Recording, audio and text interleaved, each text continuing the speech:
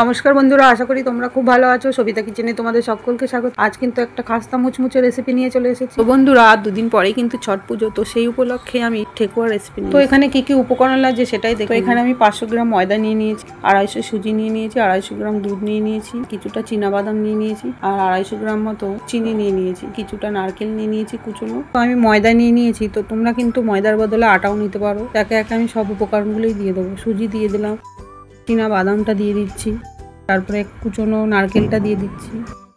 তো আমি চিনি দিয়ে দিলাম কিছুটা, পুরোটা আমি দিইনি এখন। চিনিটা দিয়ে 2 চামচ ঘি দিয়ে দিচ্ছি।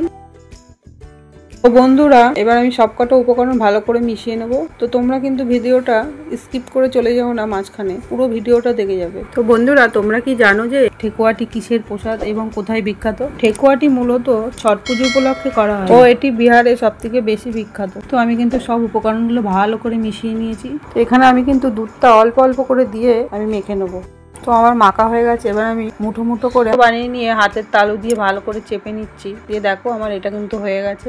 তো আমি কিন্তু কোনো ছাঁচ ছাড়াই ডিজাইন তোমাদের লাস্টে দেখিয়ে দেবো কয়েকটা। আমি সব কটা এইভাবেই বানিয়ে নেবো। দেখো আমার সব কটা বানানো হয়ে গেছে। তো এবার আমি কড়াই বসিয়ে দিয়েছি। কড়াইয়ের মধ্যে কিছুটা তেল দিয়ে দিলাম, সাদা তেল, আর কিছুটা আমি ঘিও দিয়ে দেবো। তো তোমরা কিন্তু শুধু ঘি দিয়েও ভাজতে পারো। এটা ঘি দিয়ে শুধু ভাজলে আরও টেস্টটা বেশি আসে। আমি এখানে দুটো জিনিসই মিক্স করে দিলাম, তেল আর ঘিটা দিয়ে।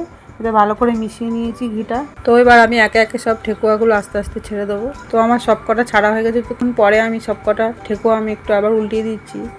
তোমরা যখন ঠেকুয়াগুলো ছাড়বে তখন কিন্তু আঁচটা একদমই কমিয়ে দেবে, মাঝে একটু বাড়িয়ে দেবে, কমিয়ে দেবে, এইভাবেই করতে হবে। একভাবে যদি জোরে দিয়ে রাখো গ্যাসটা, তাহলে কিন্তু তোমাদের পুড়ে যাবে সব ঠেকুয়াগুলো। তো আমি ঠেকুয়াগুলো সব উল্টে পাল্টে একটু ভালো করে ভেজে নিচ্ছি, লাল লাল করে একটু। তোমরা এইভাবে ভেজে নেবে। তো আমার কিন্তু ঠেকুয়াগুলো প্রায় ভাজা হয়ে গেছে। এবার আমি একে একে সব ঠেকুয়াগুলো নামিয়ে নেবো। তো তোমরা কিন্তু যখন ঠেকুয়াগুলো প্রায় ভাজা হয়ে যাবে তখন কিন্তু গ্যাসের আঁচটা একদম কমিয়ে দেবে, না হলে সব ঠেকুয়াগুলো পুড়ে যাবে। আমি কিন্তু সব কটা এইভাবেই নামিয়ে নেবো। তো বন্ধুরা, আমার যে বাকি ঠেকুয়াগুলো ছিল সেগুলোই আমি আবার কড়াই দিয়ে দিয়েছিলাম। তো সেগুলোই আমি উল্টে পাল্টে আবার ভালো করে ভেজে নিচ্ছি একটু। বন্ধুরা, তোমাদের এবার আমি চামচের সাহায্যে খুব সহজেই ঠেকুয়ার ডিজাইন আমি দেখিয়ে দিচ্ছি। এইভাবে মধ্যে দাগ দাগ করে তোমরা ঠেকুয়ার ডিজাইনগুলো করে নিতে পারো। তো আমার একটা হয়ে গেছে। তোমাদের আরও বাকি কয়েকটা আমি ডিজাইন দেখিয়ে দেবো। চামচ দিয়ে খুব সহজেই করে নিতে পারবে তোমরা ডিজাইনটা। তো বন্ধুরা, এখানে কিন্তু আরেকটি ডিজাইনও আমি দেখিয়ে দিচ্ছি।